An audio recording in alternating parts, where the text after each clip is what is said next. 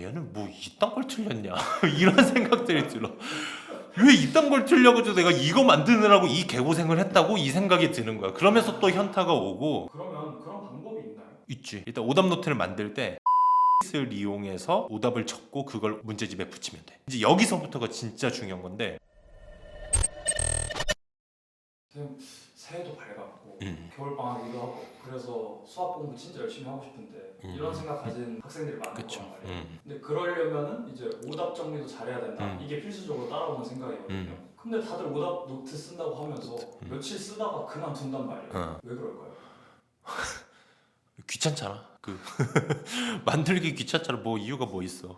만들기가 너무 귀찮지. 사실 오답 노트라는 게 틀린 문제를 다시 또 어디다가 적어야 된다는 것 자체가 너무 오래 걸리기도 하고, 너무 오래 걸리니까 이제 오리고 붙이잖아. 이제 틀린 문제를 문제 자체를 오리고 붙이는데, 이 문제 틀려서 오리려니까 뒤에 보니까 또 얘도 틀렸어. 그러니까 뭐 고르지? 뭐 이렇게 되는 거야. 그러다 보면은 막 귀찮고 현타 오고 흐지부지 되고, 그러다 보면 이제 금방 또 이제 틀린 문제 바로 밑에다가 해설 적고 이런 식으로 하게 되는 거지 뭐. 그럼 오답 노트 말고 그렇게 해설을 바로 적는 형식이 뭔가 잘못됐나요? 아니지, 잘못된 건 없지. 그게 제일 편한 방법이고 대부분 그렇게 하는데, 이제 문제는 그렇게 하면 틀린 문제를 다시 볼 때 밑에 해설이 보이잖아. 내가 이제 푼 풀이가 보이니까 그걸 안 보이게 하려고 하다 보니까 오답 노트를 또 따로 만드는 거지. 근데 그러려다 보니까 또 귀찮고, 이게 이제 계속 반복되는 거지. 근데 요즘에는 오답 노트 정리 어플이라고 이런 게 있더라고요. 그래서 생각보다 편하게 할 수 있을 것 같더라고요.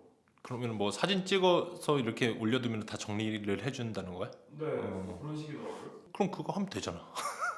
그렇죠. 왜 안 해? 근데 나는 사실 그런 것들이 있어도 그 하는 애들만 하고 대부분 안 할 거라는 걸 알아. 왜 그런지도 알아 사실. 그렇게 편한데 안 한다는 이유를 아신다면? 그치. 왜냐면은 사실 오답 노트를 안 하는 게 만들기 귀찮아서도 있어. 그것도 되게 큰 건데, 그것보다 더 핵심이 뭐냐면 만들어놔도 안 볼 거라는 걸 알아.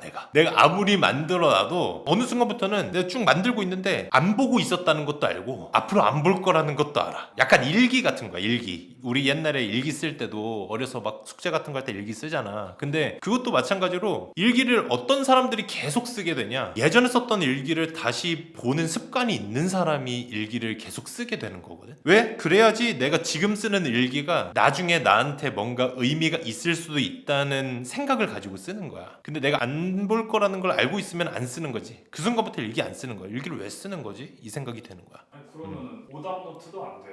뭐 그 문제에다가 해설 적는 것도 안 돼. 오답 노트 어플 있어도 안 해. 오답 노트가 필요 없는 거 아닌가요? 선생님은 오답 노트에 대해서 어떤 생각을 가지고 계신 건가요? 그러니까 오답 노트를 사실 어떻게 만드냐도 되게 중요하긴 한데, 이제 사실 오답 노트를 만들 때 제일 중요하다고 생각하는 게 어떻게 하면 이걸 다시 보게 만들 거냐는 거지. 일기를 쓸 때도 다시 보게 하는 습관이 중요하듯이 오답 노트도 할 거면은 다시 보게 만들어야 되는데, 이제 그것까지 갖춰놓지 않은 상태에서 오답 노트를 적기 시작하니까 문제가 된다고 생각하는 거야, 나는. 그러면 그런 방법이 있나요? 있지. 그냥 알람 매일 맞춰놓고 다시 보면 돼. 알람 울리면 오답 노트 봐.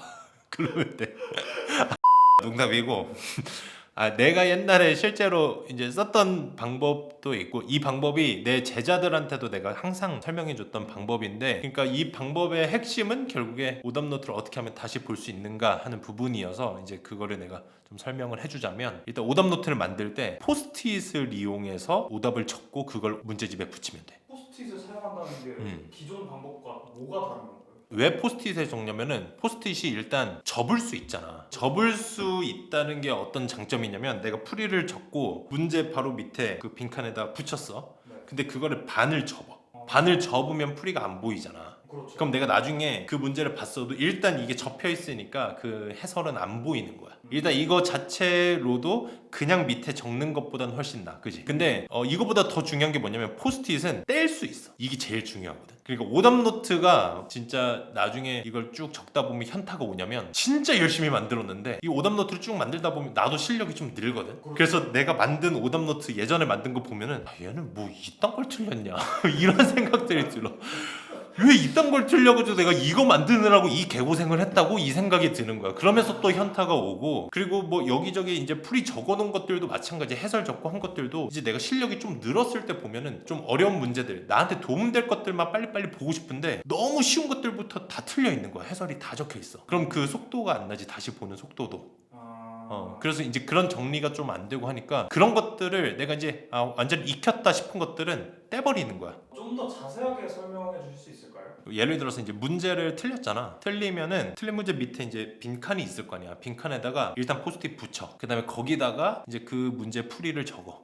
그 다음에 이제 반을 접어. 그지? 이런 식으로 쭉 가는 거야. 그러니까 틀린 문제 혹은 맞췄어도 내가 이제 풀이를 좀 기록해두고 싶은 문제라든지 아니면 뭐 색다른 풀이라든지 뭐 그런 것들은 일단 적어놔. 적고 반을 접어. 그러면서 쭉 가. 그러다가 이제 책 한 권을 다 풀었어. 그러면 내가 틀렸거나 다시 보고 싶은 문제들에는 밑에 포스트잇이 다 붙어 있을 거 아니야. 그러면 이제 여기서부터가 진짜 중요한 건데, 내가 책 한 권 끝냈다고 다음 책으로 넘어갈 게 아니라 맨 앞으로 다시 돌아와서 이제 포스트잇이 붙어 있는 문제들만 푸는 거야. 근데 이 문제를 풀 때 포스트잇은 일단 접혀 있을 테니까 문제를 풀면서 풀이는 안 보이겠지? 일단 풀고 나서 그 풀이랑 비교해 보는 거야. 이제 한 번에 풀렸어. 포스트잇 열어봤는데 풀이랑도 똑같아. 그럼 이제 이거는 내가 이미 저절로 익혔다라고 생각하고 그냥 떼버리는 거야. 그때 떼는 거군요. 그때 떼버리는 거야. 그리고 어떤 문제는 또 다시 봤는데 안 풀리겠지. 그러면 걔는 그냥 붙여둬.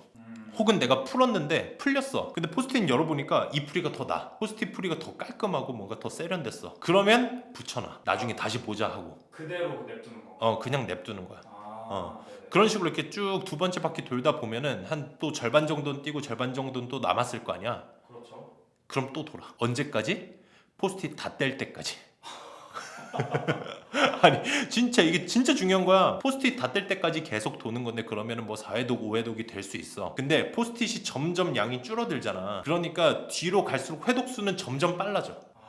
점점 빨라지고 그때까지 남아있는 것들은 예를 들면 내가 3번 4번 돌렸는데도 남아있는 포스트잇들이다. 걔는 진짜 나한테 엄청난 약점이었던 문제들이라는 거야. 그래서 걔네를 다 뗄 때까지. 근데 엄청 약점이기 때문에 자주 봐야 되는 것도 있고, 그리고 그 문제를 또 뒤로 가면 회독수가 빨라지면서 또 금방금방 보게 되니까 약점이었지만 그래도 바로바로 보면서 또 기억에 의존해서라도 이제 또 풀 수 있게가 되거든. 그렇게 해서라도 풀게 되면 떼는 거야. 어찌됐든 포스트잇이 하나도 안 남았다는 얘기는 내가 이 풀이를 보기 전에 이 문제 처음부터 끝까지 내 생각으로 풀어냈다는 거지. 그러면 이 책을 온전히 씹어 먹었다 이렇게 생각을 할 수 있는 거고, 그 다음에 다음 책으로 넘어가는 거야. 그러니까 오답노트라는 게 원래 어떤 한계가 있냐면 잘 만들어놔도 다시 쭉 보면은 그걸 다 한 번씩 보고 끝낸다는 그런 또 한계가 있거든. 어떤 문제는 사실 한 번 보고 끝내도 되는 문제가 있지만 어떤 문제는 4번이고 5번이고 6번이고 봐야 되는 문제들도 있잖아. 그렇죠. 그러니까 그 빈도를 사실 원래 조절을 해줘야 돼. 내가 약한 문제, 그리고 내가 금방 캐치해버린 문제, 이런 것들은 빨리빨리 구분을 해줘야 되는 거지. 그러니까 그걸 포스트잇을 떼면서 저절로 분리되게 하는 거야. 그러니까 포스트잇을 떼므로써 어찌 보면 위계화가 될 수 있는 거네요.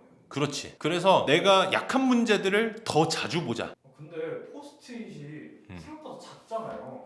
거기에 풀이를 다 적을 수는 없을 것 같은데. 포스트잇이 근데 종류가 많아. 진짜 작은 것도 있고 뭐 큰 것도 있고 종류도 많고, 그리고 사실 그 포스트잇에 그 해설을 다 적으려고 하면 안 돼. 해설지에 있는 거 그대로 적을 게 아니라 내가 놓쳤던 부분, 그 대신 이걸 딱 보자마자 포스트잇을 열어서 그것만 확인하면 이 문제를 무조건 풀 수밖에 없는 그 핵심 힌트를 적어줘야 돼. 왜냐면 해설은 해설지 보면 돼. 그걸 다 적는 것도 너무 귀찮잖아. 오래 걸리잖아. 이걸 되게 심플하게 만들어야 되고, 그 대신 이걸 봤을 때 맞아 이렇게 하는 거였지 하고 딱 떠올릴 수 있는 어떤 그런 힌트. 그러니까 힌트 혹은 핵심적인 내용만 들어갈 수 있으면 된다. 그치. 그러니까 별로 굳이 엄청 큰 걸 적을 필요는 없는데, 어떤 것들은 문제 사이즈 자체가 너무 크다 보니까 그런 힌트를 몇 개 적어야 될 수도 있고, 그러면은 좀 더 큰 포스트잇 붙이고 해도 되지. 아까 풀이가 기억나서라도 풀 수 있어야 된다고 하셨는데 근데 풀이가 기억나서 푼 거를 포스트잇 떼도 되는 건지. 그래도 떼도 되지. 사실 공부 잘하는 학생들은 어느 정도 공감하겠지만, 이제 특히 기출 문제들은 웬만한 문제들을 자주 풀고 많이 풀다 보니까 웬만한 것들은 기억에 의존해서 푸는 문제들이 생각보다 많아. 그리고 풀다 보면 그런 비중을 또 늘려 나가야 되는 부분들이 있고, 꽤 많이 기억에 집어넣어 놓고 그리고 나서 그 기억에 의존해서 새로운 문제들을 봤을 때도 그게 적용이 되는 거지. 그렇기 때문에 기억에 나서 풀었다고 해서 그게 내가 안 푼 게 아니야. 그렇게라도 풀어야 되는 거고 그걸 떼는 거에 속도를 또 어느 정도 내줘야 되거든. 이 떼는 재미도 있어야 돼. 그러니까 너무 주저하면 안 돼. 이렇게 해서 떼도 되는가? 이거 내가 푼 거 맞나? 이런 생각을 할 수도 있지만 나중에 그거 다시 보면은 그때 만약에 기억이 안 났어. 그럼 그때 다시 붙이면 되지. 말씀하신 대로라면 책이 한 권 다 끝나야 오답 정리 시작하는 것 같은데. 꼭 그럴 필요는 없어. 그러니까 이것도 뭐 학생들마다 약간 좀 하이브리드 버전으로 할 수 있는 거지. 예를 들어서 이번 주 한 주 단위로 할 수 있어. 이번 주에 이렇게 쭉 월요일부터 일요일까지 쭉 한 다음에 매주 일요일이 되면 이번 주 월요일부터 했던 거를 한번 쭉 돌린다든지 이걸 끝까지 다 돌린다든지 아니면 한 번만 돌리고 한다든지 아니면 뭐 단원별로 할 수도 있지. 그것도 이제 단원별로 한 번씩만 딱 떼보고 그리고 책이 다 끝나면 그때 다 돌린다든지 그거는 뭐 알아서 자기가 할 수 있는 그 속도에 맞춰서 적용하면 될 것 같아. 그럼 결국에 선생님께서 말씀하시는 건 포스트잇을 통해서 오답 정리를 해야 된다 이런 말씀을 하고 싶으신 건가요? 꼭 포스트잇을 쓸 필요는 없지만 그 내가 얘기한 대로 오답 노트를 다시 보게 하기에는 포스트잇이 적합하다 뭐 이렇게 생각해. 다른 걸 사용해도 상관은 없어. 근데 가장 중요한 핵심은 뭐냐면 결국에는 오답 노트라는 거는 다시 보게 만들어야 된다는 거야. 그 시스템을 만들지 못하면 오답 노트는 아무리 잘 만들고 아까 얘기한 뭐 어플이라든지 어플 할아버지가 와도 소용이 없다는 얘기야. 그러니까 다시 보게 만들 시스템을 생각을 해보자. 어떻게 하면 다시 만들 것인가. 근데 이 포스트잇으로 만든 시스템이 왜 좋냐면 심플하잖아. 다시 보게 하는 과정이 그냥 이 포스트잇을 다 뗄 때까지는 다음 책으로 넘어가지 않는다. 나는 이 원칙 하나만 지키면 되는 거기 때문에 굉장히 심플한 거지. 그러니까 다른 약속들을 집어넣을 필요도 없어. 어떤 계획을 집어넣어서 오답노트 다시 보기 뭐 이런 거 할 필요 없이 그냥 심플하게 책 한 권 끝났을 때 포스트잇이 막 붙어 있다면 나 이거 그냥 다 뗄 때까지 돌린다. 이 생각만 가지고 있으면 되는 거야. 되게 심플하니까 적용하기가 좀 더 쉬운 거지. 그래서 오답노트의 핵심은 다시 보게 만드는 시스템이다. 이렇게 생각하면 될 것 같아.